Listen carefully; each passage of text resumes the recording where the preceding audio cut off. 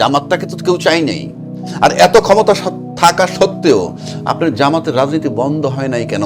এটা কি বলা হয় যে ধ্বংস করা যায় না? আজকে যারা বিএনপির হয়ে বড় বড় কথা বলছেন, কারণ বিএনপির তৃণমূলের সাথে আমাদের একটা লড়াইয়ের সম্পর্ক ছিল সেই সময়টাতে, এবং সেই গুপ্ত নেতারা তো আজকে বাংলাদেশে এমপি মন্ত্রী হয়ে গেছেন, এবং অনেক ত্যাগী নেতাকর্মীদেরকে আমরা এখন খুঁজে পাচ্ছি না, থাকলেও সামনের সারিতে নাই, অনেক পিছনে আছেন।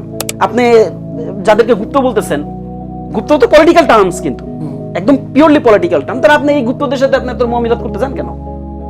মহামিলাত করেন না, আপনি তো সবই আপনি বলেন। তাইলে ভারতের বিরুদ্ধে এত কথা বলা হয়, এই অন্তর্বর্তীকালীন সরকার যে মার্কিন মানে যুক্তরাষ্ট্রের সাথে এরকম একটা চুক্তি করে গেছে যাবার আগে, সেটাকে দেবপ্রিয় ভট্টাচার্য বলেছেন যে এটা সবচেয়ে বড় বিপজ্জনক চুক্তি, বাংলাদেশের সার্বভৌমত্ব থাকে কিনা এটা নিয়ে কথা হচ্ছে। বিএনপি পরিচয়টা দিতে পারলে খুশি হইতো, কিন্তু বিএনপিকে জামাত বলা হইতো, কারণ BNP main stream Democratic politics করে, জামাত বললে পিটাই মারা যাবে। গুপ্ত রাজনীতি ধরতে পারবেন, ওরা বেশি করে বিএনপি করে। আমি চিনি সাংবাদিকদের ভিতরে কারা কারা গুপ্ত আছে, এটা আমি চিনি। এখন গুপ্তটা তো একটা প্রতিষ্ঠিত গুপ্ত ছিল, তো অস্বীকার করার কোনো উপায় নেই। তো সাদিক কায়েম, ডক্টর জিএস সভাপতি ছাত্রলীগের নেতাকর্মী ছিল। যেহেতু রাজনৈতিক সংগঠন নিষিদ্ধ করা যাবে না, করলে এটি আন্তর্জাতিক চাপের মুখে পড়তে হবে, তখন ম্যাটিকুলাস ডিজাইন ডক্টর ইউনূসের সেই শব্দ, সেই ডিজাইনের অংশ হিসেবে কি করলো, রাজনৈতিক কার্যক্রম নিষিদ্ধ করতে হবে। এর আগে রাজনৈতিক কার্যক্রম নিষিদ্ধের কোনো ধারা ছিল না। প্রধানমন্ত্রী তারেক রহমান কালকে বগুড়ায় যে কথাটা বলেছেন, গুপ্ত বিভ্রান্তকারীরা ষড়যন্ত্র করছে, চক্রান্ত করছে, ক্ষমতা কুক্ষিগত করবার চেষ্টা করছে। তিনি অবশ্য বলেছেন, ইন্ডিকেট করেছেন 71, 86, 96, 111-এর সময় তারা এই জাতিকে বিভ্রান্ত করেছে। আপনি যদি একটু জিনিসটা পরিষ্কার করতে, আসলে কাদেরকে, কারা তারা? ধন্যবাদ আমাকে আমন্ত্রণ জানানোর জন্য, এবং যে যেখান থেকে দেখছেন শুনছেন সবাইকে আমার সালাম, সহ আলোচককেও শুভেচ্ছা। দেখেন, এখানে এটা তারেক রহমান বুবা, পুতুল, এই ধরনের কথাবার্তা আমরা শুনতেছিলাম। তারপরে বুবার মুখে এরকম বোমা, হ্যাঁ, সেটা একটা আশ্চর্য ব্যাপার।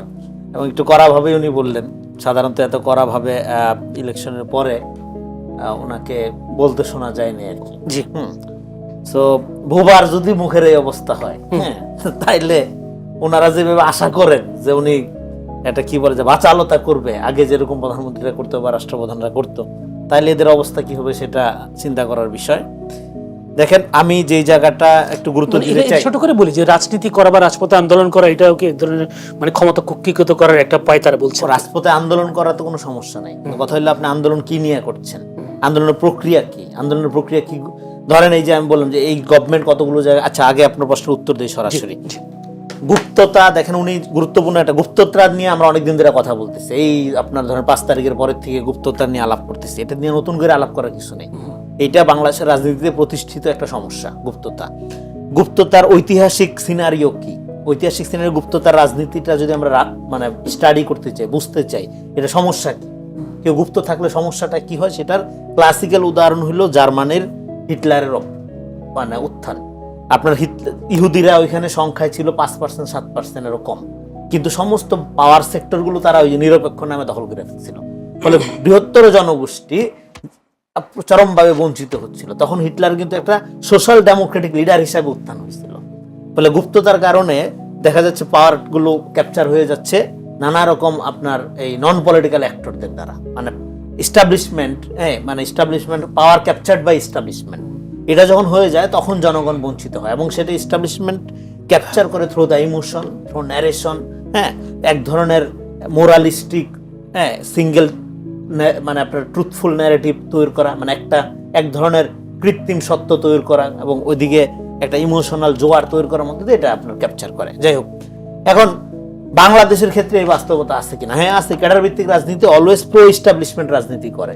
যারা ক্যাডার ভিত্তিক রাজনীতি করে তারা সবসময় প্রো ইস্টাবলিশমেন্টের সাথে থাকে, হ্যাঁ। এবং এই ধরনের জামাত ইসলামের কথা বলা হয় যে 86, 96, 2008 এগুলোর কথা বলতেছে, আমরাও বলি, হ্যাঁ। এবং বিএনপির সাথেও তো ছিল জামাত, বিএনপির সাথে থাকা, বিএনপির সাথে ছিল, জাতীয় পার্টির সাথে ছিল, আওয়ামী লীগের সাথে, সবার সাথেই থাকে, সবসময়ই থাকবে, এখনো তারা আছে, নানা ফর্মে থাকবে।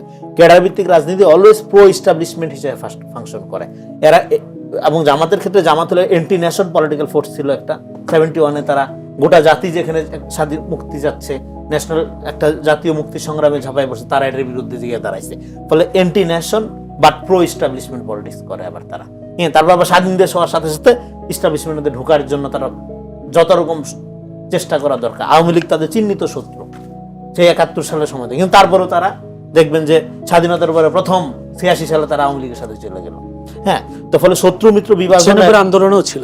হ্যাঁ, শত্রু মিত্র বিভাজনের মোরাল স্ট্যান্ডার্ড সে ফলো করে, সে ফলো করে ট্যাকটিক্স, কৌশল মাঝে মাঝেই তার নীতিকে খেয়ে ফেলে, কিন্তু তারপরেও তার লোকজন মনে করে যে সেই কৌশল সফলতার দিকে যাচ্ছে কিনা।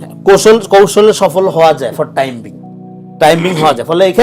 ফলে এই গুপ্ততার প্রবলেমটা এটা ক্লাসিক্যালি বুঝতে হবে। কিন্তু এখানে এখন বাংলাদেশে তারেক রহমান যে জায়গায় বলছে, যে জায়গাটা সবচেয়ে আমি পছন্দ করছি, হ্যাঁ, সেটা হলো উনি বলছে গুপ্ত বিভ্রান্তকারী। যেমন ধরেন তাহসিন এখানে আসছে, সে তার পলিটিক্যাল বক্তব্য দিবে, সে পলিটিক্যালি যদি তার বক্তব্যটা ম্যানুভারিংও করে, সে যদি ম্যানুপুলেটিভ বক্তব্য দেয়, আমি কিন্তু কাউন্টার দিতে পারবো। কিন্তু একটা গুপ্ত ফেসবুক আইডি, একটা বট আইডি যদি 10,000 ভুয়া ফটো কার্ড ছড়ায়, আমি কিন্তু কাউন্টার দিতে পারবো না, আমি ইভেন তার আইডেন্টিফাই করতে পারবো না। ফলে প্রকাশ্য বিভ্রান্তকারীও বলা যাবে না। ধরুন তার রাজনৈতিক পজিশনটা আমার চেয়ে ভিন্ন, বা আমার পজিশনটা তার চেয়ে ভিন্ন, আমি যুক্তিতর্ক দিয়ে প্রমাণ করার চেষ্টা করব যে হোয়াই আই এম রাইট, মানে হোয়াই আই এম ট্রুথফুল, প্রচার করার চেষ্টা করবে। হ্যাঁ, কিন্তু বিভ্রান্তকারী আবার ডিপ স্টেটকেও কোনো সেখানে ডিফেন্স স্টেটের আলাপে আসতেছে, সেখানে কিন্তু বিভ্রান্তকারীও যদি হয়, আমি যদি বিভ্রান্তিকারী হয়ে জনগণ আমারটা দেখবে যে আচ্ছা আমি বিভ্রান্ত করছি, ওনারটা যদি হয় ওনারটা দেখবে, আপনারটা হলে আপনারটা দেখবে। কিন্তু গুপ্ত বিভ্রান্তকারী ইটস এ ডেঞ্জারাস ফেনোমেনা। আমার নামে যদি 10,000 মানে বট আইডি আমি যদি ছড়াই, আপনি ধরতে পারবেন না। এই যে ধরেন এই ওমেন নারীদের যে আসন দেওয়া হচ্ছে, নারীদের আসন দেওয়া নিয়ে আমি ফেসবুকে কোনো মন্তব্য করিনি কালকে পর্যন্ত, আমার নামে ভুয়া ফটো কার্ড ছড়াচ্ছে যে আমি নাকি বলতেছি এই যে খুবই অশ্লীল ফটো কার্ড, এটা না বলাই ভালো। হ্যাঁ, তারপরে ভদ্রতার মধ্যে যতখানি বলা যায় যে নায়িকাদের যে ফটো দেয় নাই, এতে আমি খুব খুশি, ধন্যবাদ জানাইছি বিএনপিকে নাকি, এবং বলছি নায়িকাদের অন্য জায়গায় আপনার শোভা পায়, সেখানে সব এই ধরনের একটা বক্তব্য ফটো কার্ড বানায় লাভ করে দেওয়া হচ্ছে। এই যে গুপ্তভাবে করছে, এটা আমি ধরতে পারছি না। এটা আমি এদেরকে প্রতিরোধ করার উপায়, করোনা মহামারীর পর উপায় আসি, যেহেতু প্রতিরোধ করার উপায়ের ক্ষেত্রে গভর্নমেন্ট একটা কনফিউজিং অবস্থার মধ্যে আছে। এখানে আপনি যে মাঝখানে যে প্রশ্নটা করলেন, এবার এই গুপ্ত বিভ্রান্তকারীর মধ্যে ডিভিশনের ব্যাপার আছে কিনা? হ্যাঁ, আছে তো। কারণ নন পলিটিক্যাল অ্যাক্টররা সবসময় গোলা পানিতে মাছ শিকার করে, সবসময় তারা আন্ডার কাভার থেকে ফাংশন করে এবং পলিটিক্যাল প্রসেসগুলোকে আন্ডারমাইন করে। ধরেন এনসিপির রাজনীতি, বিএনপির রাজনীতি, জামাতের রাজনীতি, গণসংহতি, অন্যান্য রাজনৈতিক ভিন্নতা, প্রতিপক্ষতা, কাউন্টার, পাল্টা কাউন্টার, এগুলো কিন্তু আমরা চাই এবং এগুলি হেলদি। কিন্তু আপনি গুপ্তভাবে থেকে এন্টার পলিটিক্যাল প্রসেসটাকে আন্ডারমাইন করে নন পলিটিক্যাল অ্যাক্টর দিয়ে ক্ষমতা দখল করার চেষ্টা করেন, বিএনপির মধ্যে কোনো গুপ্ত আছে কি? তখন কতগুলো জায়গায় নন পলিটিক্যাল অ্যাক্টররাও পলিটিক্যাল পার্টিকে প্রক্সি হিসেবে ব্যবহার করে। আর বিএনপির ক্ষেত্রে গুপ্ততার কোনো দরকার নেই, কেননা বিএনপি একটা inclusive mainstream political party. Awami লীগের সময় তো তার গুপ্ত থাকতে হয় না। ধন্যবাদ। আওয়ামী লীগের সময় কিন্তু লোকজনকে বিএনপি পরিচয়টা দিতে পারলে খুশি হইতো, কিন্তু বিএনপিকে জামাত বলা হইতো, কারণ বিএনপি মেইনস্ট্রিম ডেমোক্রেটিক পলিটিক্স করে, জামাত বললে পিটাই মারা যাবে। ফলে জামাতকে ডিফেন্ড করতো তারা, বিএনপি এই সময় যখন বিএনপি যেমন ছিল। ফলে বিএনপির ক্ষেত্রে গুপ্ততার কোনো ক্রাইসিস নাই। এইটুকু থাকি, পরে আসবো আপনার কাছে প্রশ্ন নিয়ে। তাহসিন রিয়াজ, আপনাদের এনসিপিরই অনেক নেতা আমি বলতেছেন, শুনেছি কোটানকোট সরাত তিনি বলতেন যে সংসদে সবসময় প্রধানমন্ত্রী পাশে বসে থাকতেন, কিন্তু প্রধানমন্ত্রীর জবাব দেন স্বরাষ্ট্রমন্ত্রী সালাউদ্দিন আহমদ, বা প্রধানমন্ত্রীর বিভিন্ন বক্তব্য জবাব দেন তিনি, কিন্তু প্রধানমন্ত্রী কোনো কথা বলেন না। তিনি বলেন যে একটা কি বলে এটাকে কি বলে নির্বাক অভিনেতা, এরকম একটি কটাক্ষ তিনি করেছেন। কিন্তু এখন রনিবা যেটা বলছেন যে বোবার মুখে যে বোমা, এই শুনতে কেমন লাগছে? এটা শুনতে ভালো লাগছে না। কেন ভালো লাগছে না জানেন? প্রধানমন্ত্রীর কাজ হচ্ছে, প্রধানমন্ত্রীর কথাবার্তা সবকিছুর মধ্যে আমরা একটা ভারী কি প্রত্যাশা করি, আবার এটা প্রত্যাশা করি না যে তিনি এই নির্বাক অভিনেতার মতন তিনি বসে থাকবেন। তো হোয়াট উই মিন, আমরা কি আসলে প্রত্যাশা করি? দেখেন, আমরা যখন এটাকে ক্রিটিসাইজ করি, আমরা কি আসলে এই জন্য ক্রিটিসাইজ করি যে তাকে ক্রিটিসাইজ করা লাগবে? ব্যাপারটা তা না। আমাদের মানে ফিলোসফিটা কি, যে ক্রিটিসিজমের ফিলোসফিটা কি, ব্যাকথটটা কি? ব্যাকথটটা হচ্ছে যে যখন মানে দেশের সবচেয়ে গুরুত্বপূর্ণ বিষয় আদি নিয়ে সংসদে ডিসকাশন হয়, যখন কিনা আলোচনা হয় জুলাই সনদ বাস্তবায়নের পদ্ধতি নিয়ে, যখন কিনা আলোচনা হয় যে গুম অধ্যাদেশ, দুর্নীতি দমন কমিশন পরিচালনা অধ্যাদেশ, এই ধরনের সেনসিটিভ অধ্যাদেশ বাতিল হবে কি হবে না, এই ধরনের সিভিয়ার কেসেস নিয়ে যখন কিনা আলোচনা হয়, ওই আলোচনা, যে আলোচনাটায় প্রধানমন্ত্রী অংশগ্রহণ করা অনেক বেশি গুরুত্বপূর্ণ, গণভোটের আলোচনা, যে গণভোট নিয়ে তিনি কিছুদিন আগে ভোট চেয়েছেন, সেই আলোচনায় যখন আমরা দেখি যে তিনি বাইরে ঠিকই ভোট চান, কিন্তু সংসদে তিনি একেবারেই স্থবির, নীরব, নির্বাক হয়ে বসে থাকেন, ঠিক ওই পয়েন্টে আমরা প্রত্যাশা করি তিনি কথা বলবেন। আর যেটা প্রত্যাশা করি না, তিনি এই ধরনের মানে লেমেস্ট পলিটিক্যাল কমেন্ট করবেন না। এই যে দেখেন, এই যে উনি একেবারে ট্রেডিশনাল কথাবার্তা, একেবারে ছাত্র দলের, যুব দলের মেইন স্ট্রিম পলিটিক্যাল সারফেসে যে ধরনের কথাবার্তা চলে, গুপ্ত সুপ্ত, এই কথাবার্তাগুলো আমরা প্রত্যাশা করি না। কাজেই উনি যদি বোমা মেরেও থাকেন, কথার বোমা, এই বোমাটা আসলে সুন্দর বোমা না। আমরা প্রধানমন্ত্রী যখন কাউকে অ্যাড্রেস করবেন, প্রধানমন্ত্রী যখন দেখেন, এই প্রধানমন্ত্রীর তো লেগেসি আছে পলিটিক্যাল, তাই না? পলিটিক্যাল লেগেসি আছে, হুট করে তো এখানে এসে অ্যাপিয়ার্ড হয়ে যান নাই। আমরা এভাবে করে ভাবি না, কিন্তু মানে ধাপ করে এসে এখানে অ্যাপিয়ার্ড হয়েছেন। বাংলাদেশে 111 সাফারার, তার পরিবার সাফারার। এবং আপনি লন্ডনে থাকাকালীন প্রধানমন্ত্রীর অসংখ্য বক্তব্য আছে, যেই বক্তব্যগুলো জোটকে ডিফেন্ড করে, যেই বক্তব্যগুলো তিনি কাকে গুপ্ত বুঝাইতে চান আমি জানি না, তো আমি আমার মিনিং এ উনি যাদেরকে গুপ্ত বুঝাইতে চাইছেন, সেই গুপ্তদের সাথে তার কি কি ধরনের, কোন কোন সময় কি কি ধরনের আলাপ আলোচনা হয়েছে, আন্দোলন নিয়ে কি কি ধরনের, আমি বলবো, এটাও বলবো, আন্দোলন নিয়ে তার সাথে কি ধরনের স্ট্র্যাটেজিক ডিসিশন গুলো তাদের সাথে হয়েছে আমরা দেখতাম মানে তৎকালীন সময়। বেগম খালেদা জিয়া যখন জোটের মিটিং করতেন, আমরা তো ওই সমস্ত লোকজনদেরকে গুপ্ত দেখি নাই। হ্যাঁ, রনি ভাই যে কথাটা বলছে, এই কথাটার সাথে আমার কোনো দ্বিমত নাই। যে দেখেন, পলিটিক্স রিকোয়ার্স কি, আসলে পলিটিক্যাল একটা রিকোয়ারমেন্ট হচ্ছে স্বচ্ছতা। সেখানে আপনি, হ্যাঁ, আপনার স্ট্র্যাটেজিক কিছু পজিশন থাকতে পারে, that's different debate, different case, আপনার একটা স্ট্র্যাটেজিক পজিশন থাকতে পারে। কিন্তু যেমন আমরা স্ট্র্যাটেজিক পজিশন, আমরা মির্জা ফখরুল ইসলাম আলমগীরকে আমরা বোরকা পরে প্রেস ক্লাবে যাইতে দেখছি, নিউজ। তাই এখন আপনি কি বলবেন এটাকে? আমি এখন যদি ভিন্ন শব্দ দিয়ে তাকে যদি আমি জাজমেন্ট করি, এই জাজমেন্টটা কি জাস্টিফাইড হবে না ইনজাস্টিফাইড? তার উপর জুলুম করা হবে। তো স্ট্র্যাটেজিক পজিশন ডিফারেন্ট। কিন্তু আপনি মানে ওই গুপ্ত হইতে গিয়ে, মানে আপনি কোনো দলের ভিতরে গুপ্তচর বৃত্তি করতে গিয়া, আপনি যদি তার প্র্যাকটিসটাকে ধারণ করে আপনি যদি নিজেকে ক্যামোফ্লেজ করতে গিয়ে যদি আপনি নিজে জুলুমবাজ হন, সেটা কিন্তু আমরাও অ্যাপ্রিশিয়েট করি না। এটা কারো অ্যাপ্রিশিয়েট করার কোনো সুযোগ নেই, এটা লজিক্যাল কোনো গ্রাউন্ড নেই এটাকে অ্যাপ্রিশিয়েট করার। কিন্তু দেখেন, প্রসঙ্গত আমাদেরকে এই জিনিসটা বুঝতে হবে যে তারেক রহমান, যিনি বাংলাদেশে এখন এমন একটা ক্রাইসিস পিরিয়ডে যিনি প্রধানমন্ত্রীর দায়িত্ব পালন করছেন, তার কাছে আমরা আসলে জোরালো বক্তব্য প্রত্যাশা করি এবং এই বিভাজনমূলক বক্তব্য প্রত্যাশা করি না। এই যে গুপ্ত বলে আপনার ধরেন একটা, আপনি যাদেরকে গুপ্ত বলতেছেন, গুপ্ত তো পলিটিক্যাল টার্মস, কিন্তু একদম পিওরলি পলিটিক্যাল টার্ম, তাহলে আপনি এই গুপ্তদের সাথে আপনি তোর মহমিলাত করতে চান কেন? মহমিলাত করেন না, আপনি তো সবই আপনি বলেন। তাইলে দেখেন, এইটা আমার কাছে মনে হয় যে এটা আরো থার্ড লেয়ার, ফোর্থ লেয়ারের কথাবার্তা। কাজে এই যে বোমার কথা তিনি বলছেন, এই বোমাকে আমি বোমা মনে করি না। আমার কাছে মনে হয় যে এই কথা তিনি না বললেই পারতেন। মানে আপনার ভিন্ন কোনো প্রশ্ন থাকলে যে প্রশ্নটা হচ্ছে, তাহলে একজন প্রধানমন্ত্রীকে নিয়ে নির্বাক অভিনেতা বলাটাও কতটা অবশ্যই যুক্ত বা কত শোভনীয়? এটা তো একটা প্রপার ক্রিটিসিজম, কোনো সমস্যা নেই। নির্বাক অভিনেতা বলতে পারি, নির্বাক মানে আরো অন্য কিছু আমরা বলতে পারি। হ্যাঁ, সেখানে মানে একটা প্রধানমন্ত্রীর একটা রেসপেক্ট কোড আছে, ডেফিনেটলি ওনার কোডটা আমাকে মেনটেন করতে হবে, সেটা সকলকেই মেনটেন করতে হবে, সেটা সবাই করবে। এখন ধরেন একটা প্রধানমন্ত্রী, তিনি সংসদে এই ধরনের সেন্সিটিভ ডিসকাশন গুলোতে বসে থাকেন, কথা বলেন না তিনি, আবার তিনি পরবর্তী দিন এসে 34 মিনিট কথা বলছেন, আমরা সেটাকে অ্যাপ্রিশিয়েট করছি, ভেরি ফাইন। আপনি পলিসি নিয়ে 34 মিনিট কথা বলছেন, ইটস অল রাইট, তাই না? এই ভুল বা আমার যে কনফিউশন, আমার কনফিউশন আমরা ভেঙে দেন না কথা বলে বলে। আপনি জুলাই সনদ আলোচনায় পার্টিসিপেট করেন, আপনি গণভোটের আলোচনায় পার্টিসিপেট করেন, আপনি যখন মৌলিক পার্লামেন্টে দেখেন, কেন আমি বারবার বলতেছি যে আপনি এমন একটা সেন্সিটিভ ডিসকাশন, যেই সেন্সিটিভ ডিসকাশনে তার পজিশন দরকার। আমি আপনাকে আরেকটা কথা বলে দিই, দেখেন কেন এই ধরনের সেন্সিটিভ ডিসকাশনে প্রধানমন্ত্রী পজিশন নেন না।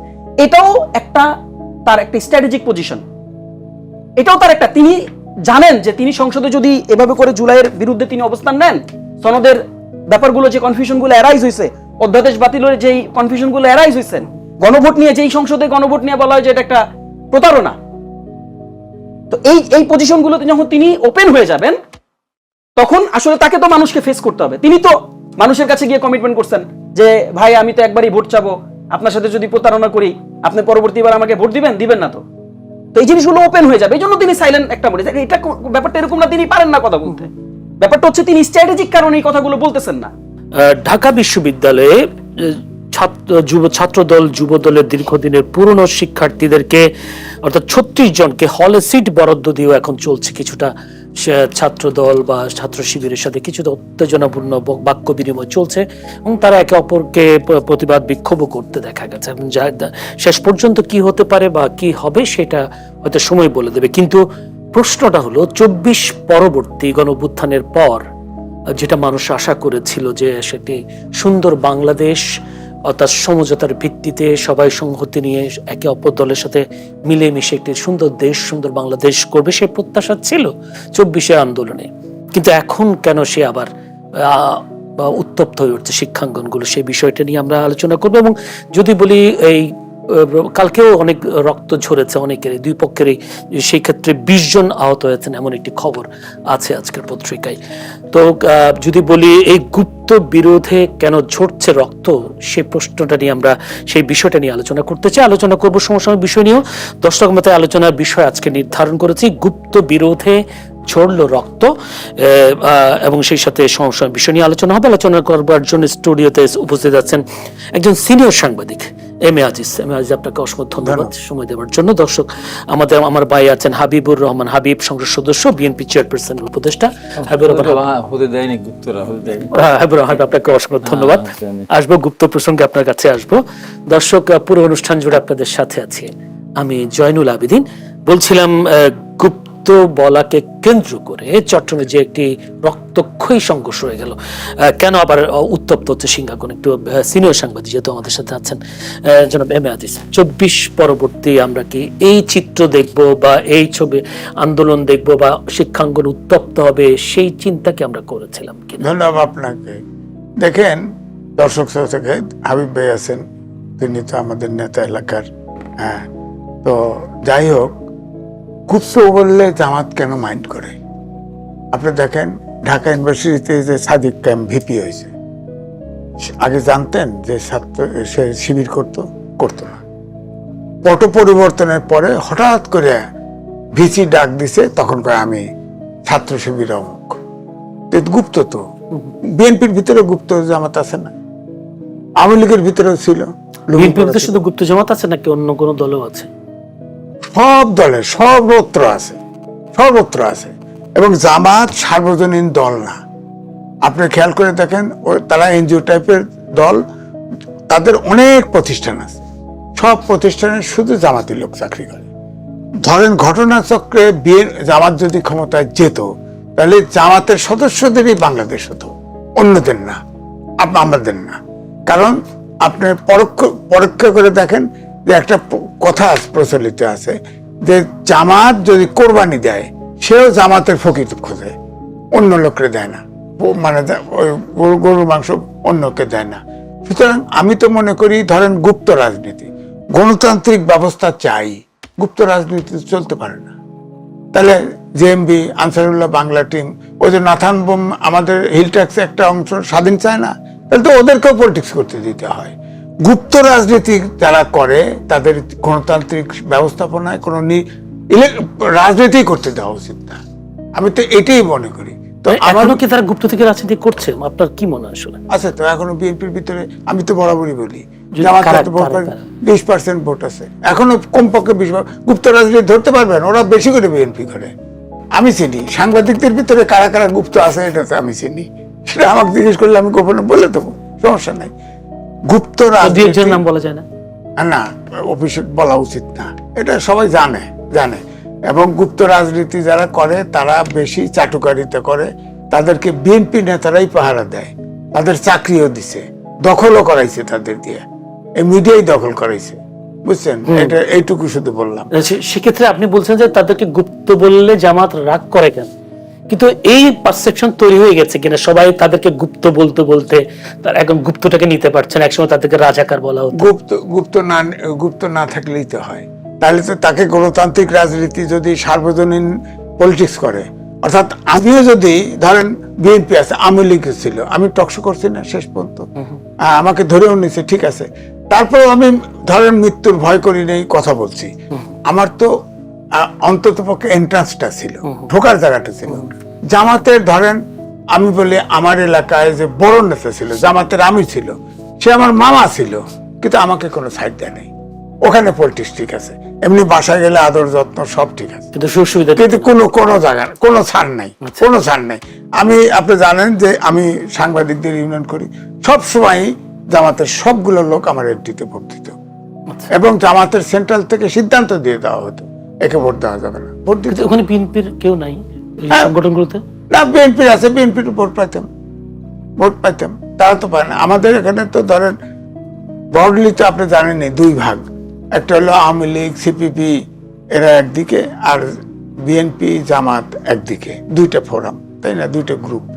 সেখানে এখন যে লেটেস্ট অবস্থা তাতে জামাতের ডোমিনেশন বেশি এখন আমাদের গ্রুপে, জামাতের ডোমিনেশন বেশি। আপনি দেখেন প্রেস ক্লাবটা দখল করে ফেলছে, প্রেস ক্লাবের নির্বাচন শিডিউল দেওয়ার নির্বাচন স্থগিত আছে। আপনি বলেন তো দেখি এর কারণটা কি আসলে? বাংলাদেশে কারণটা কি আসলে? 226 জন সাংবাদিক গ্রেপ্তার আছে, অনেকে চুরি করছে, অনেকে ফেসিবাদের দোষর করছে, ঠিক আছে, মানে যাদের বিরুদ্ধে ফৌজদারি অপরাধ আছে তাদের বিচার করেন। কিন্তু আপনি দেখেন 2 জন পান্না আর আনিস আলমগীর ছাড়া কেউ বেরোতে পারে নাই, যে ঢোকে সে আর বেরোয় না কেন? আবার প্রথমে বৈষম্য বিরোধী ছাত্র ছিল না, বৈষম্য বিরোধী ছাত্র আন্দোলনে কয়েক পোলা এসে নাম ধরা দিয়েছে, এরা ফেসিবাদের দোষর।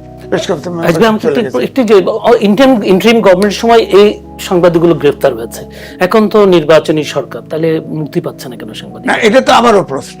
সবার বিচার করুক, তাদের হিয়ারিং হোক, যদি দোষী হয় তার শাস্তি হোক, আমার আপত্তি নাই, কিন্তু আপনার হিয়ারিং এ হবে না। সব সারা বাংলাদেশে 260 জন না কতজন গ্রেফতার আছে, এর ভিতরে 50 জনের ভিতরে খুনের মামলা আছে, এটা আমাকে বিশ্বাস করতে হবে।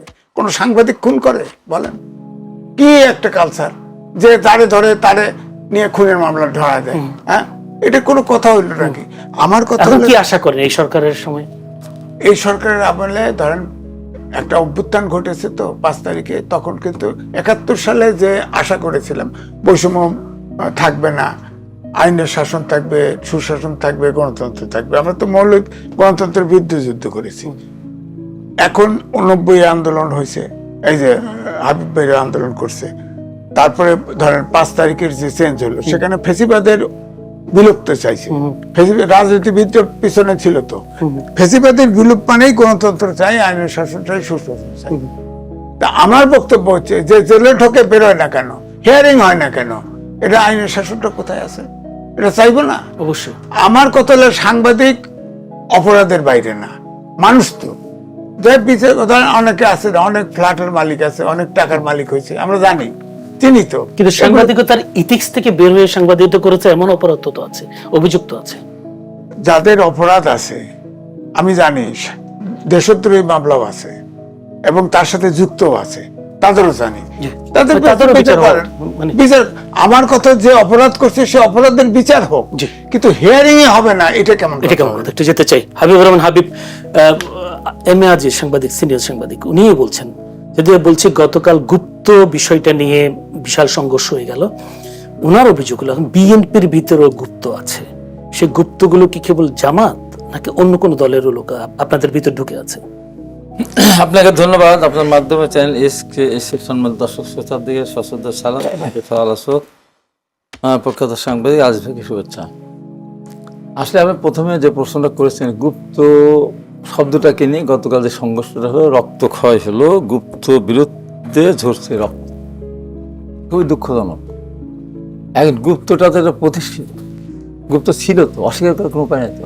সাদিক কায়েম, ডক্টর জিএস, সবই তো ছাত্রলীগের নেতাকর্মী ছিল, মিছিল করেছে, হেলমেট পরে গিয়ে আপনার এই যে বাস ভাড়া বৃদ্ধির প্রতিবাদে, তারপর যে এর বিরুদ্ধে যখন ছাত্রদের আপনার হত্যা, এর ভিতরে তো আছে এই সমস্ত সময় তো এই সমস্ত এরা গেই তো শুরু করেছে, আপনার হত্যার সাথে এরা জড়িত। এই ছাত্র শিবিরে যারা ছিল এরাই বেশি করে পিটিয়ে হত্যা করেছে। মানে আওয়ামী লীগের ভিতরে ঢুকে, ছাত্রলীগের ভিতরে ঢুকে থেকে আওয়ামী লীগের ভাবনা নষ্ট করার জন্য, ছাত্রলীগের ভাবনা নষ্ট করার জন্য ওরাই বেশি করে ভূমিকা রেখেছিল। আমরা দেখি না এটা বাংলাদেশের কোথাও কোনো বিশ্ববিদ্যালয়ে, কোনো কলেজ ক্যাম্পাসে ছাত্র শিবিরের নামে স্লোগান দিচ্ছে এবং তার পরিপ্রেক্ষিতে বা সেই অপরাধে কোনো ক্যাম্পাস থেকে ছাত্রলীগ তাদেরকে মেরে বের করে দিয়েছে, নজির নেই।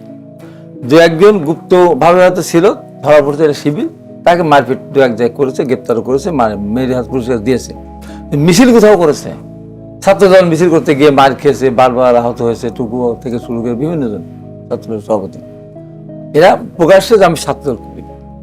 সেই ইনে যখন সে পরিচয় নিয়ে যান, ক্যাম্পাসে গিয়েছেন, ক্যাম্পাসে ঢুকতে দেওয়া হয়নি, পরীক্ষা দিতে দেওয়া হয়নি। ছাত্রদলের হাজার হাজার ছেলেদের লেখাপড়া শেষ করে যেতে পারেনি তারা। বাবা মার অনেক স্বপ্ন পূরণ করার জন্য ঢাকা বিশ্ববিদ্যালয়, বিভিন্ন বিশ্ববিদ্যালয়ে ভর্তি হয়েছিল, কিন্তু ছাত্রদল করতো, যে কারণে তারা বিশ্ববিদ্যালয় লেখাপড়া করতে পারেনি। শিবির দেখান তো একটা দেখান, একটা দেখাতে পারেন কোনো ছাত্র শিবির করে সেই পরিচয় দিয়ে রাজনীতি করতে গিয়ে সে ক্যাম্পাস থেকে আউট হয়ে গেছে বা ছাত্রলীগ মেরে তাকে বের করে দিয়েছে, পরীক্ষা হল থেকে বের করে দিয়েছে, ধরে নিয়ে গেছে, প্রমাণ দেখাতে পারে না। ছাত্রলীগ শত শত ছেলেরা কিন্তু পরীক্ষা দিতে পারে না। ঢাকা বিশ্ববিদ্যালয়, বহু বিশ্ববিদ্যালয়, আমার বিভিন্ন ক্যাম্পাস, বিভিন্ন বিশ্ববিদ্যালয় ছাত্রদল করা অপরাধে তাদের শিবির খুব কম, শিবির তো মিছিলই করতে না, ওই দুই একটা চিনছে যখন পরীক্ষা দিতে, তখন তাদের পরীক্ষা দেন, কিন্তু মিছিলও তারা করে নেই। ছাত্র যখন প্রকাশ্যে মিছিল করার পরিপ্রেক্ষিতে ছাত্রদল করে, ছাত্রদলের কোনো ছেলেরা কিন্তু বিশ্ববিদ্যালয় ক্যাম্পাসের থেকে বা হলের যে সুযোগ সুবিধা 15.5 বছরে একটা বিশ্ববিদ্যালয়, ঢাকা বিশ্ববিদ্যালয় হলের খাবার কেমন, ডাল কেমন, চাল কেমন, ভাত কেমন, তরকারি কেমন, বুঝতেই পারেনি তারা। ক্যাম্পাসে কোনো লুকিয়ে গিয়ে পরীক্ষা দিয়ে চলে আসছে বা হলে ক্লাস করছে। এই যে আধিপত্য বিস্তারকে নিয়ে যে রক্ত ঝরছে, এটাকে কি হতে এটা আধিপত্য 24 পরবর্তী, এটা পরবর্তী দেখেন 24 পরবর্তী একটা জিনিস এখানে আপনাকে বলি, যখন এই যে ঢাকা বিশ্ববিদ্যালয় ছাত্র শিবিরের নামে কিন্তু প্যানেল দেয়নি, ছাত্রদল কিন্তু ছাত্র দলের নামে প্যানেল দিয়েছে, 5,000 5,500 তারা প্যানেল ভোট পেয়েছে, ওরা 10,000 প্যানেল ভোট পেয়েছে। অন্যান্য বিশ্ববিদ্যালয়ে ছাত্রদল দেয়নি নাম দিয়ে, জাহাঙ্গীরনগরে ছাত্রদল দিয়ে নাম না, ছাত্র নাম না দিয়ে ছাত্র দল করে এরা, প্রমাণ এটা বিএনপি ওরা ছাত্র আর ছাত্র দলে জয়েন করছে, তো ফিরে আইছে তো। এটা আসুক, আমি বলছি যে ছাত্র শিবির যে সারা বাংলাদেশের বিশ্ব জয় জয়কার, ছাত্র শিবির নামে কোথাও তারা কোথাও দেয় না, সব জায়গায় পরবর্তী সেটা আবার ছাত্রদল করেছে, ওখানে গুপ্ত হিসাবেই থেকে ওখানে কিন্তু নির্বাচন করেছে। নির্বাচনের পরে কিন্তু এমন একটা অবস্থা সৃষ্টি হয়েছিল যে আগামী জাতীয় সংসদ নির্বাচনে সব জামাত হয়ে যাবে।